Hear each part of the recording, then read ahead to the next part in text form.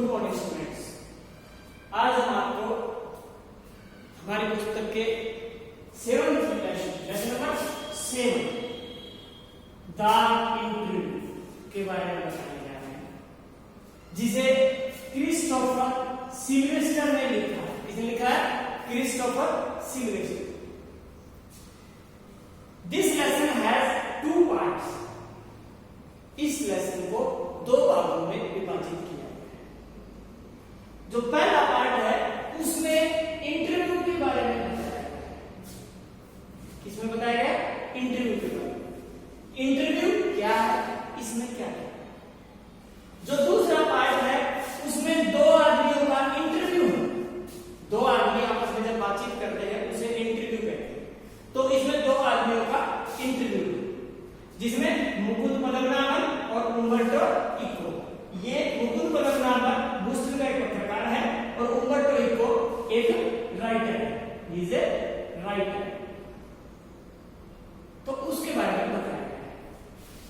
जो पहला पार्ट है उसमें बताया गया है कि इंटरव्यू क्या है।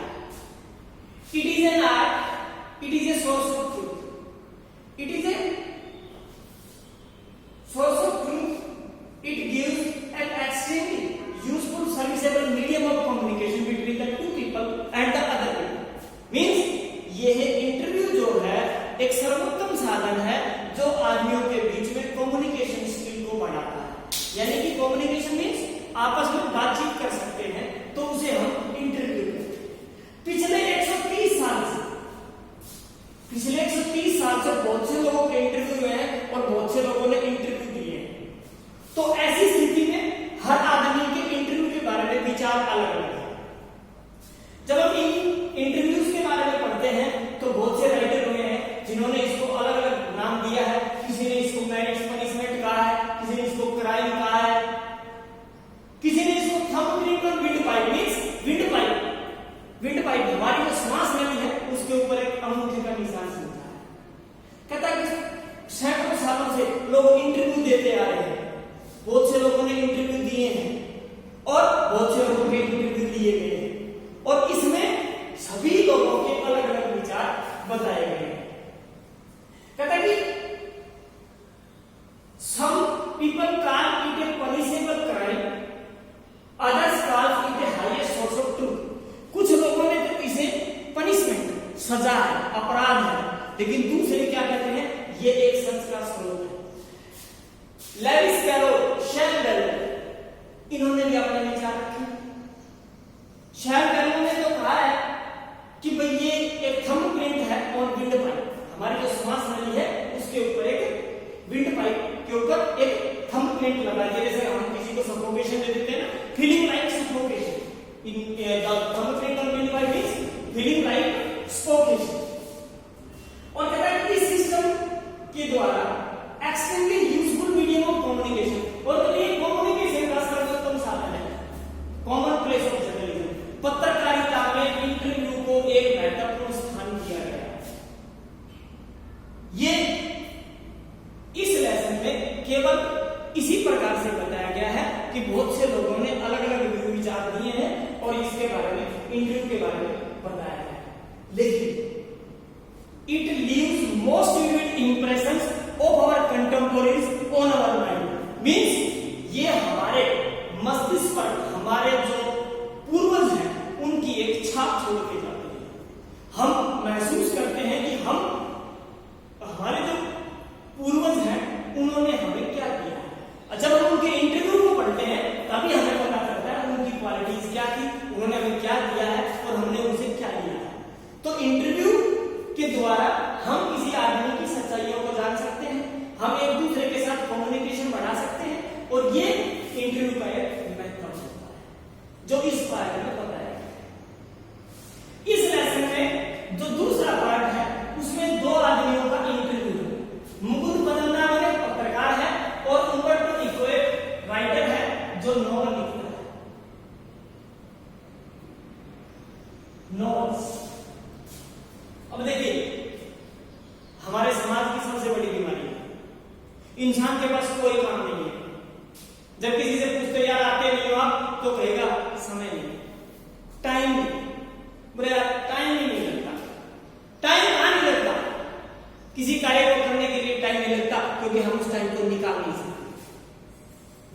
बिजी विदाउट वर्क, हम बिना कार्य के व्यस्त रहते हैं। वही बात इसमें बताया गया है।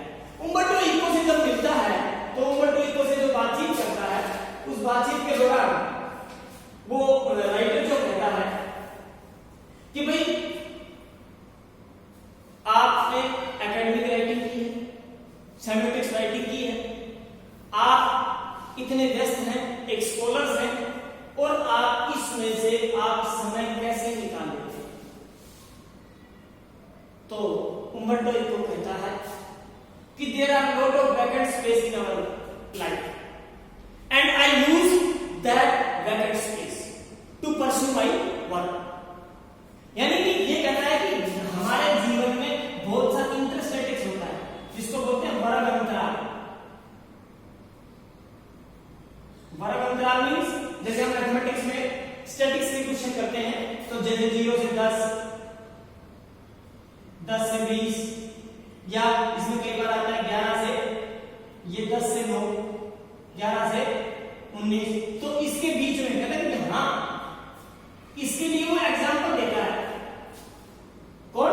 उम्बर्टो इको एग्जांपल देते हुए बताता है कि मान लीजिए कि आपने मेरे से कहा मैं आपसे मिलना चाहता हूं, मैं आपके मिलने का, आपके आने का इंतजार कर रहा हूं। आप मेरे पास आते हैं, अपने घर से फोन करके मैं आपके पास आ रहा हूं मिलने, तो मैं अपने सारे कार्यों को छोड़ करके आपके इंतजार में बैठा रहता हूं।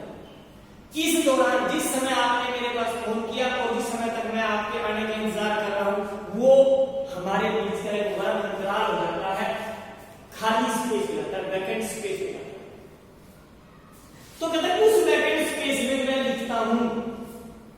ये ऐसा उम्बर्टो इको ने कहा है। कहता है, उम्बर्टो इको कहता है कि हमारे इस ब्रह्मांड में जितना भी वैकेंट स्पेस है, in every atom, her atom के बीच में से अगर हम एटम जो वैकेंट स्पेस है, खाली जो स्थान है, उसको निकाल देते हैं, तो हमारे जो ब्रह्मांड है मुट्ठी भर ब्रह्मांड हो जाएगा। तो ऐसे ही हमारे जीवन में बहुत सारा वैकेंट स्पेस है, जिस वैकेंट स्पेस को हम अपने कार्यों को एक अलग दिशा देने के लिए प्रयोग कर सकते हैं। और उम्बर्टो इको कहता है कि मैं उसी दौरान काम करता हूं। कहता I have written very story books about children, non violence, peace and about philosophy. कहता है कि विभिन्न प्रकार की मैंने किताबें लिखी हैं बच्चों के लिए, अहिंसा की, शांति के बारे में, और जो एक विचारधारा का एक हिस्सा भी। और कहता है कि विभिन्न प्रकार के कार्य मैंने किए हैं जिन्हें मैं अपने एम्प्टी स्पेस में करता हूं। और कहता है 22 साल की उम्र में, 22 साल की उम्र में उम्बर्टो इको को पता चल गया था, वो बताता है कि मुझे 22 साल की उम्र में पता चल गया था कि किस प्रकार से लेखन, गद्य लेखन, क्रिएटिव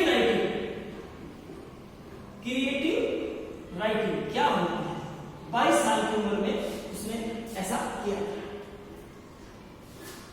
उम्बर्टो इको ने सेमेटिक्स के बारे में, लाक्षणिक गुण क्या होते हैं, जैसे बिहेवियरल साइंस के बारे में होते हैं कि मनुष्य व्यवहार कैसे करता है, इसके लक्षण क्या होते हैं, और कुछ जैसे जिस टाइप से पैरालिंग होती है, अलग से एक लाक्षणिक भाषा होती है जिसको हम मूक बधिर इंसानों के लिए, जो डिसेबल्ड पीपल है उनके लिए इसका प्रयोग किया जाता है। तो उसके बारे में भी इन्होंने अपनी लेखनी लिखी। और उम्बर्टो इको कहता है कि he is first academic, he is a university professor who wrote novels on Sundays. कहता है कि वह लेखक है, लेखक बाद में है, पहले एकेडमिक है, एक स्कॉलर है जो नॉवेल्स लिखता है। कब लिखता है? संडे को लिखता है। मींस हमारी खाली स्पेस में, यानी कि हम अपने वैकेंट स्पेस को यूटिलाइज करने के लिए इस चीज का प्रयोग करते हैं। उम्बर्टो इको ने एक नॉवेल लिखी थी, द नेम ऑफ द रोज, यानी कि द नेम ऑफ द रोज। इस नॉवेल में कुछ अलग स्टोरी है, मेटाफिजिक्स।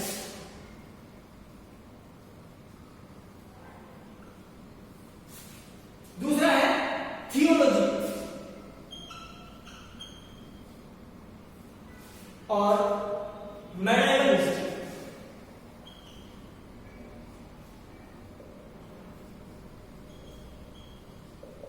इन तीन चीजों के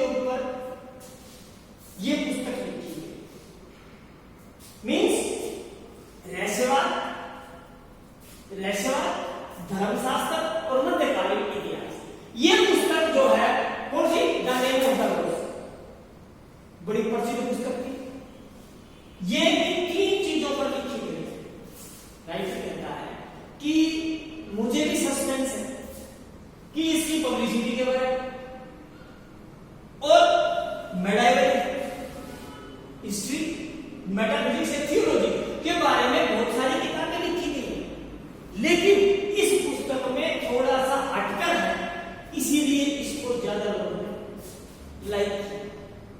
और ये वो लोग हैं जो अलग प्रकार की अध्ययन करना चाहते हैं। वो कहता है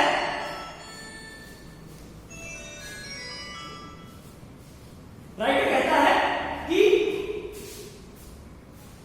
इसके बारे में जो इसका जो पब्लिशर था नेम ऑफ द वो एक लेडी थी और उसने नहीं सोचा था कि more than 3000 copies will be sold all over the world.